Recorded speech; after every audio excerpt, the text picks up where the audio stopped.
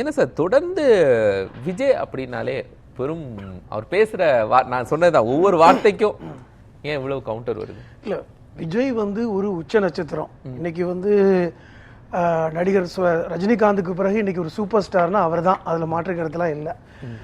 ஒரு லைம் லைட்ல இருக்கின்ற ஒரு நடிகர் ஒரு கட்சி ஆரம்பித்தால் என்னெல்லாம் நடக்குமோ அதெல்லாம் நடக்குது. இப்போ ஒரு கட்சி ஆரம்பிச்சாரே ஒழிய அவருக்கான வாக்கு சதவீதம் என்ன, மக்கள் செல்வாக்கு என்ன எல்லாம் நிரூபிக்கப்படலை. அதெல்லாம் ஒரு அசம்ஷன்ல ஓடிட்டு இருக்கு. இப்போ வந்து அவருடைய அந்த கருத்தாக்கத்திலே நிறைய குழப்பங்கள் இருக்கிறத நம்ம பார்க்கிறோம். அரசியல் எதிரி திமுக, கொள்கை எதிரி பாஜக அப்படின்னு சொல்றாரு. ஆனால் எனக்கு என்ன புரியலைன்னா, கொள்கை எதிரிங்கிறவங்களும் அரசியல் எதிரியா தான் இருக்க முடியும், அரசியல் எதிரி என்பவர் கொள்கை எதிரியா தான் இருக்க முடியும். இப்ப தன்னுடைய எதிரிகளை கூட அவர் கருத்தியலில் வந்து ஒரு புரிதல் இல்லாமல் இருக்கிறாரா, அந்த அவருக்கு இன்னும் அதை பத்திய நாலேஜ் இல்லையாங்கிற கேள்வி இன்னைக்கு எல்லா தலைவர்களுமே கேட்கிறாங்க. இரண்டாவது, ஒரு கட்சி ஆரம்பிச்சுட்டாரு. கட்சி ஆரம்பிச்சு 2026 தான் தேர்தலில் நிக்க போறாரு. நிக்கட்டும். நான் என்ன கேட்கிறேன், இந்த கடந்த காலங்களில் நீங்க கூட யாரோ தோழர் சொன்னாங்க, நடிகராக இருந்து என்ன செய்து விட்டார், நீங்க கூட கேட்டீங்க. 2009 அவர் மக்கள் இயக்கம்னு தன்னுடைய கட்சி ரசிகர் மன்றத்தை மக்கள் இயக்கமாக மாற்றினார். 2009 மக்கள் இயக்கமாக மாற்றிவிட்டு இன்று வரை கிட்டத்தட்ட ஒரு 16 வருஷம் ஆயிடுச்சு மக்கள் இயக்கமாக மாற்றி. என்ன செய்து விட்டார்? சாதாரணமாக நடிகர்களே பல மக்கள் நற்பணி மன்றங்கள் செய்யறாங்க. ஒரு காமெடி நடிகர் பாலாண்டு ஒருத்தர் இருக்காரு, அவர் யாருக்குமே தெரியாது, ஒரு சாதாரண நடிகர். அவர் செய்த நற்பணி மன்றம் கூட பெரிய நடிகர்கள் செய்யவில்லை என்று நம்ம பார்க்கிறோம். ஏன் நடிகர் சூர்யா அகரம் ஃபவுண்டேஷன் ஆரம்பித்து கிட்டத்தட்ட 6300 மாணவர்களை படிக்க வைத்துக் கொண்டிருக்கின்றார். அதனால வந்து மக்கள் இயக்கமாக மாற்றி பல்வேறு நடிகர்கள் இதை செஞ்சுக்கிட்டு இருக்காங்க. அந்த அளவு கூட விஜய் செய்யவில்லை என்பதுதான் உண்மை. நான் என்ன கேட்கிறேன், இப்ப நீங்க கேட்குறீங்க மனசாட்சி உள்ள மக்களாட்சியை நாங்கள் கொண்டு வருவோம். அப்ப என்ன மனசாட்சி இல்லாத மக்களாட்சி இங்க நடக்குதுன்னு நீங்க புள்ளி வரத்தை கொடுக்கணும். இந்த இதை நீங்க பாக்குறீங்க. நான் என்ன கேட்கிறேன், இப்ப நீங்க வந்து நீங்க கூட சொன்னீங்க அவருடைய பேச்செல்லாம் இன்னைக்கு வந்து பெரிய அளவுல பேசப்படுது. கண்டிப்பா பேசப்படுது, விமர்சிக்கிறாங்க. எல்லா தலைவர்களும் அவருடைய பேச்சை விமர்சிக்கிறாங்க. இல்ல ஏன் எல்லாரும் கவனிச்சிருக்காங்க. என்ன காரணம்னா, விஜய் வந்து இன்னைக்கு விஜயை வந்து மக்கள் மத்தியில கொண்டு போய் சேர்க்க வேண்டிய தேவையில்லை. ஏன்னா எல்லாருக்குமே விஜயை தெரியும், சாதாரண மனிதர்களுக்கு கூட விஜயை தெரியும், 8 கோடி தமிழர்களுக்கும் விஜயை தெரியும். அப்ப அந்த ஒரு பாப்புலாரிட்டி என்பது விஜய்க்கு பெரிய பிளஸ் தான். அப்படிப்பட்ட ஒரு கட்சி ஆரம்பிக்கும் பொழுது கண்டிப்பாக உற்று நோக்கப்படுவது இயல்பு தான். இப்ப இன்னைக்கு மதுரை மாநாட்டுல 2 லட்சம் பேர் கூடினதா சொல்றாங்க. இதே பிரேமலதா விஜயகாந்த் சொல்றாங்க, நாங்க 2006 வந்து விஜயகாந்த் அவர்கள் மாநாட்டுல 25 லட்சம் பேர் வந்ததா சொல்றாங்க. இப்ப இதை நம்ம எப்படி பாக்குறது?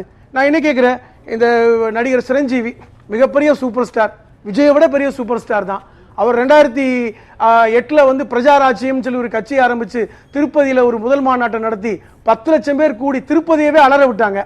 அவருடைய கட்சி கடைசியில் 2011 காங்கிரஸோட இணைப்பு தான் நடந்துச்சு. என்ன சொல்ல வரேன்னா, 18க்கு மேற்பட்ட சதவீத வாக்குகளை சிரஞ்சீவி பெற்றாலும் பாராளுமன்றத்தில் அதே 2009 நடந்த பாராளுமன்றத்தில் பெற்ற வாக்குகள் 6% தான். ஒரு தொகுதி கூட வெற்றி பெறல. அதே நீங்க உங்க கவனத்துக்கு நான் கொண்டு வரேன். இப்போ நீங்க அதிமுகவை சீர்குலைத்து விட்டார். நம்ம அதிமுக சார்பில் பேசல, இருந்தாலும் அந்த கருத்தை ஒட்டி நான் சொல்றேன். இன்னைக்கு 2024 தேர்தல் ஆணையம் வந்து என்ன சொன்னாங்கன்னா, தமிழ்நாட்டில் 6,32,00,000 வாக்காளர்கள் இருக்காங்க. இது தேர்தல் ஆணையம் கொடுத்த கணக்கு. அதில் 72% 2024 பாராளுமன்ற தேர்தலில் வாக்களிச்சாங்க. ஒரு அப்ராக்சிமேட்டா பார்த்தோம்னா 4,30,00,000 பேர் வாக்களிச்சாங்க. 20 விழுக்காடு அதிமுக விழுந்தா இல்லையா? கிட்டத்தட்ட 85 லட்சம் பேர் அதிமுக வாக்களிச்சிருக்காங்க. அப்ப அதிமுக ஒன்றும் சின்ன கட்சியோ சில்லறை கட்சியோ இல்லை, அந்த பார்வையை நான் சொல்றேன். அப்ப 85 லட்சம் பேர் அதிமுக வாக்களிச்சிருக்காங்க. இப்ப நீங்க கூடிய கூட்டம் 2 லட்சம் பேர் கூட்டிட்டாங்க. இப்ப உங்க இலக்கு எல்லாமே வந்து சிறுவர்களும் 18 வயசு முதல் தலைமுறை இப்படிதான் பார்க்க வேண்டியிருக்கு. இதே தேர்தல் ஆணையம் இல்ல, நான் சொல்லி முடிச்சுக்கிறேன். இதே வலிமையா இருந்துச்சு. இல்ல நான் சொல்லி முடிச்சுக்கிறேன். ஜெயலலிதா இருக்கும்போது அவங்களே முடிவெடுக்கிற இடத்துல இருந்தாங்க. இப்போ இன்னொரு கட்சின்ற அழுத்தத்துல முடிவெடுக்கிற அளவுக்கு அதிமுக என்ன கேட்கிறேன். இல்ல கரெக்ட் தான். அதிமுக இன்னைக்கு சீர்கெட்டு இருக்கிறது.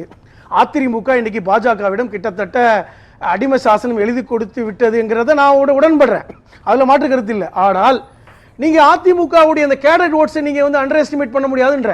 ஏன்னா கடந்த காலம் நீங்க வரலாற்றை எடுத்துக்கங்க, எந்த அதிமுகவும் சரி திமுகவும் சரி 20 விழுக்காடு குறைந்து வாக்குகள் வாங்குறதே இல்ல. விசிகால விமர்சிக்கிறாங்க. சரி, அதிமுக விமர்சிக்குது, விசிகா அவர் பேசவே இல்லையா? விசிகா விமர்சிக்கிறாங்க. விஷயம் புரிஞ்சுக்கங்க. இப்போ இந்த மாநாட்டுல கூடிய கூட்டத்தை நீங்க பாத்தீங்கன்னா தெரியும், சராசரியாக 18-20 வயசு தான் கண்ணால பார்க்க முடிஞ்சது. சராசரியாக நீங்க எம்ஜிஆரோட ஒப்பிடவே மாட்டேன். எம்ஜிஆருடைய கட்சி ஆரம்பித்த காலகட்டம் வேற. நான் திருப்பி சொல்லுவேன், அவர் 20 வருடம் அண்ணாவின் பாசறையில் பயின்றவர். நீங்க எம்ஜிஆர் ஒப்பிடாதீங்க. எம்ஜிஆரை விஜயோட ஒப்பிடவே முடியாது. சொல்ல போனா திமுகங்கிற கட்சி ஆரம்பித்து முதல் தேர்தலில் திமுகவுடைய முகமாக எம்ஜிஆர் இருந்தார். அண்ணா சொன்னார், என் இதே கணின்னு சொன்னாரு, நீ முகத்தை மட்டும் போய் காமினாரு. அப்பொழுது கூட 15 இடத்துல தான் திமுக வெற்றி பெற்றது முதல் தேர்தலில். அது வேற விஷயம். ஆனால் இப்ப இன்னைக்கு கூட்டத்தை பாக்குறேன் எல்லாம் 18. அண்ணா எம்ஜிஆரை முகத்தை காட்டு எனக்கு வாக்கு கிடைக்கும் சொல்றேன். ஏன் சொன்னார்? அந்த ஒரு கிராமரை மட்டும் நீங்க இதுல ஒண்ணும் மறைக்கிறதுக்கு ஒண்ணுமே இல்ல. அதாவது ஒரு நடிகரை காட்டினால் வாக்கு வரும், அது ஒரு குறிப்பிட்ட சதவீதம் வரும்னு அண்ணா நம்பினார். அதுல மாற்று கருத்து கிடையாது. அது மாதிரி ஒரு குறிப்பிட்ட சதவீதம் விஜய்க்கு வரான்னு சொல்ல மாட்டேன்.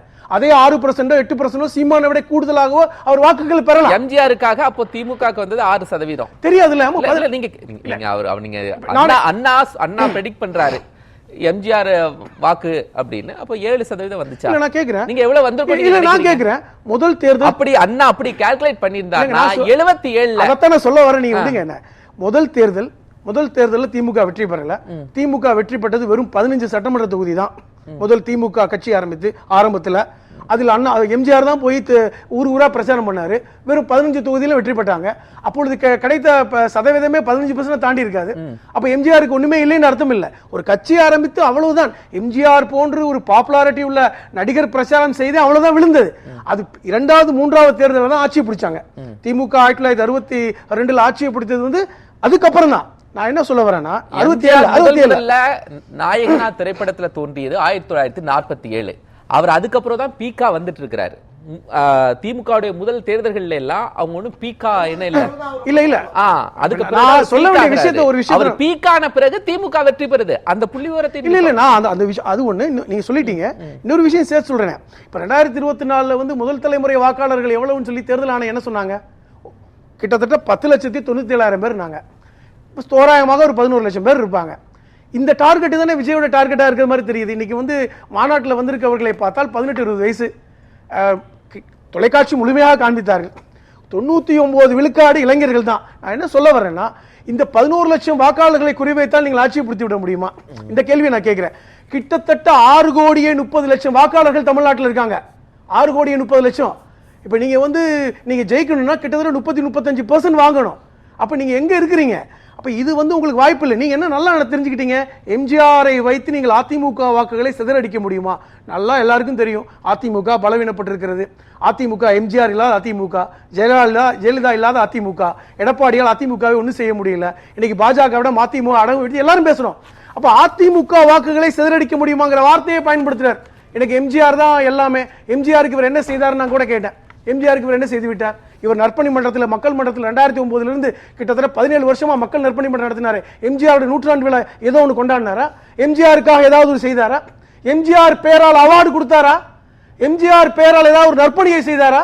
ஒண்ணுமே கிடையாது. இன்னைக்கு மாநாட்டில் 2வது மாநாட்டில் எம்ஜிஆர் பேர சொல்றாரு, விஜயகாந்த் பேர சொல்றாரு.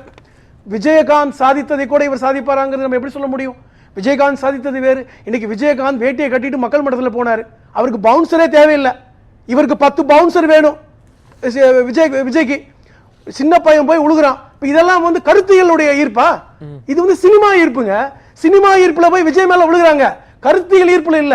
கருத்தியல் ஈர்ப்பில் உள்ள நுழைந்தா தாங்க சாதிக்க முடியும். இந்த தமிழ்நாட்டில் ஆட்சியை பிடிக்க முடியும். வெறுமன கவர்ச்சி, சினிமா கவர்ச்சி எம்ஜிஆர் கூட ஆரம்பத்தில் ஈடுபடல.